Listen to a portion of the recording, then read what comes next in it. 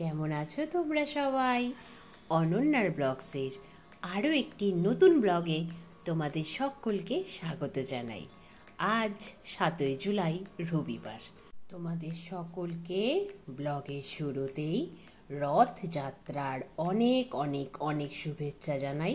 প্রভু জগন্নাথ দেবের আশীর্বাদ আমাদের সকলের ওপরে বর্ষিত হোক, এই প্রার্থনা করি প্রভু জগন্নাথ দেবের কাছে।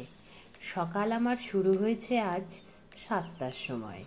সকালে উঠে ব্রাশ করে ফ্রেশ হয়ে শুরু করে দিয়েছি সকালবেলার ডেইলি রুটিন যোগা। তার আগে অবশ্যই মর্নিং স্কিন কেয়ারটা করেছিলাম।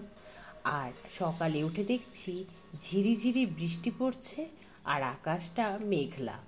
কয়েকদিন ধরেই মনটা ভীষণ চাইছিল আমাদের দক্ষিণ দিনাজপুর তথা উত্তরবঙ্গের প্রাচীনতম রথযাত্রা অনুষ্ঠিত হয় বিনশিরা গ্রামে। সেই বিনশিরা গ্রামের রথযাত্রা উৎসব দেখতে আমার কয়েকদিন ধরেই ভীষণ ইচ্ছে করছে। অনেকটা ছোট ছিলাম যখন একবার গিয়েছিলাম মা বাবার সাথে বিনশিরার রথের মেলায়। তারপর থেকে বিভিন্ন কারণবশত আর যাওয়া হয়ে ওঠেনি। বিনশিরা গ্রামটি আমাদের যে গ্রাম রয়েছে মানিকো, সেই গ্রামে যেতেই পড়ে। আগে বিনশিরা, তারপরে পড়ে মাতাইশ, তারপরে আমাদের গ্রাম মানিকো। তো সেই জন্যই বিনশিরা গ্রামটি আমার সুপরিচিত, কারণ আমার গ্রামে যেতে হলে বিনশিরা গ্রামটিকে অতিক্রম করেই যেতে হয়। প্রতি মাসে আমার তো গ্রামে যাওয়া হয়েই থাকে। তো সেই জন্যই হাতের তালুর মতো যেমন আমি আমার গ্রামটিকে চিনি, ঠিক সেরকমই বিনশিরা গ্রামটিকেও ভালোভাবে চিনি। কয়েকদিন ধরেই যেহেতু ভীষণ ইচ্ছে হচ্ছিল আমার বিনশিরার রথযাত্রা দেখার, তো সেই মতোই আমি আমার গ্রামে গেলে যে মেয়েটি আমাকে প্রচণ্ড সঙ্গ দেয়, তার নাম তো সোনা। গ্রামে আমাদের বাড়ির যে দেখাশোনা করে সেই কাকুর মেয়ে, তোমাদের তো আগের একটা ব্লগেই বলেছিলাম।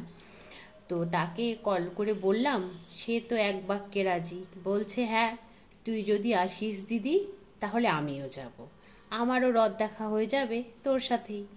তো সবই ভালো ব্যাপার, কিন্তু আমি সোনাকে বলেছি যদি বৃষ্টি হয় তাহলে বাবা আমি নেই, যদি আকাশ পরিষ্কার থাকে তাহলে আমি যেতে পারি।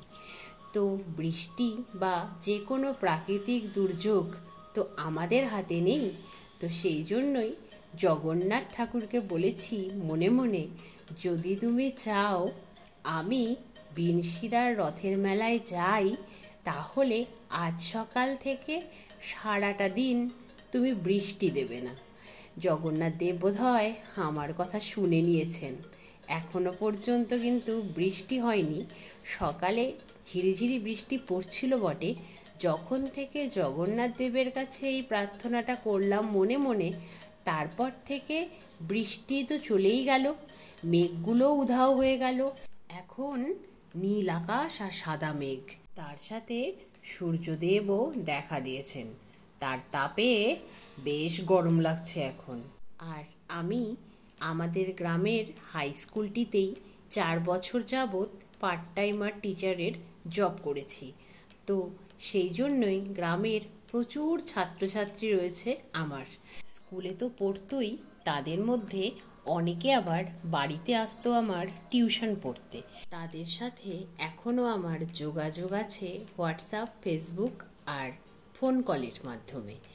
তো তাদেরকে যখনই বলেছি আমি যাব বিনশিরার রথের মেলায়, তারা তো ভীষণ খুশি।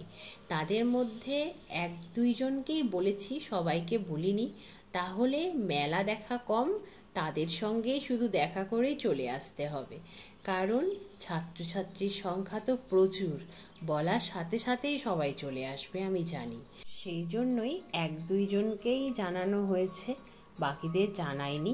তবে জানি মেলায় গেলে সবার সাথে না হলেও অনেকের সাথেই দেখা হওয়ার পুরো চান্স রয়েছে। তো সেই আশায় আশায় চললাম মেলায়, কারণ জগন্নাথ দেব তো আকাশটা ভালোই রেখেছেন, বৃষ্টির তো লক্ষণই নেই, প্রচণ্ড রোদ উঠেছে। রান্না বাড়ি ঘর মোছা সব কমপ্লিট করে স্নান সেরে লাঞ্চ করে রওনা দিলাম মেলার উদ্দেশ্যে। আকাশটা এই গ্রামের দিকে এসে একটু মেঘলা মেঘলা লাগছে বটে, তো আর কি করার, চলেই তো এসেছি। পথে আস্তে আস্তে বেশ কয়েকটা রথযাত্রা দেখলাম আমি, মনটা আনন্দে ভরে গেল। গতবার কি যেন একটা কারণে ঠিক মনে করতে পারছি না, রথের মেলায় আমার বেরোনোই হয়নি। এই বছরটা সেই জন্য সুদে আসলে পুষিয়ে নিতে চাই। আমিও এলাম, 10-15 মিনিটের মধ্যে গুড়ি গুড়ি বৃষ্টি শুরু হয়ে গেল। জগন্নাথ দেব সারাটা দিন ভালো কাটিয়ে এইটা কি করলেন আমার সাথে? আমি মেলায় আসার পরে বৃষ্টি দিয়ে দিলেন, এটা কোনো কথা হলো?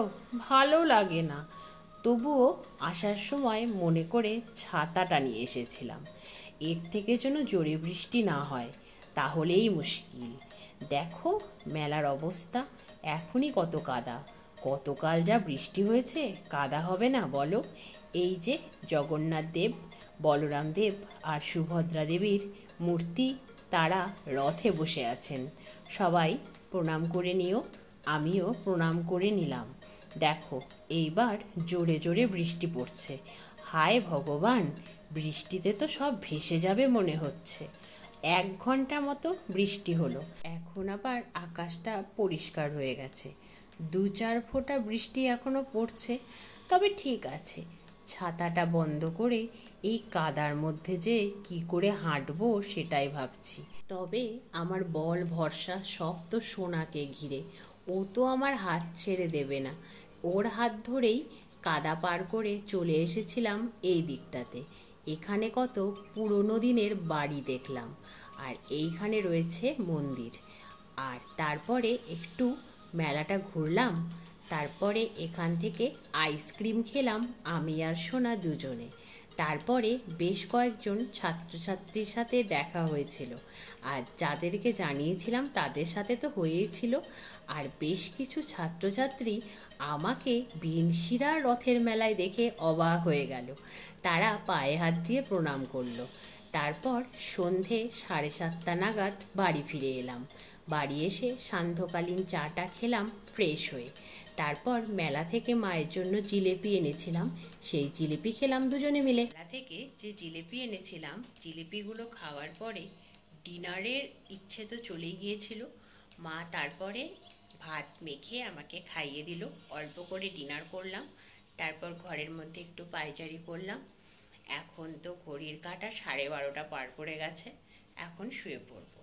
তাহলে আজকের মতো আজকের ব্লগটা আমি এখানেই শেষ করছি।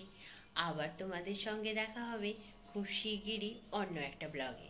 সবাই খুব ভালো থেকো, সুস্থ থেকো, সাবধানে থেকো। আর আজকের ব্লগটা কেমন লাগলো অবশ্যই কমেন্টে জানিও। ভালো লাগলে একটা লাইক করে দিও। আর যদি তোমরা চাও তাহলে অনন্যার ব্লগস চ্যানেলটাকে সাবস্ক্রাইব করে দিও। এইভাবেই আমার পাশে থেকো, এইভাবেই আমায় সাপোর্ট করো, আর অনেক অনেক ভালোবাসা দিও।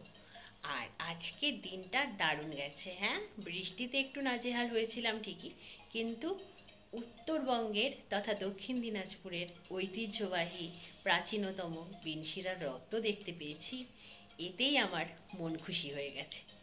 খুব আনন্দে কাটিয়েছি আজকের দিনটা। তোমরা কেমন কাটালে রথযাত্রা অবশ্যই কিন্তু আমায় কমেন্টে জানিও। তাহলে আজ শুয়ে পড়ি, আজকের মতো গুড নাইট, বাই বাই।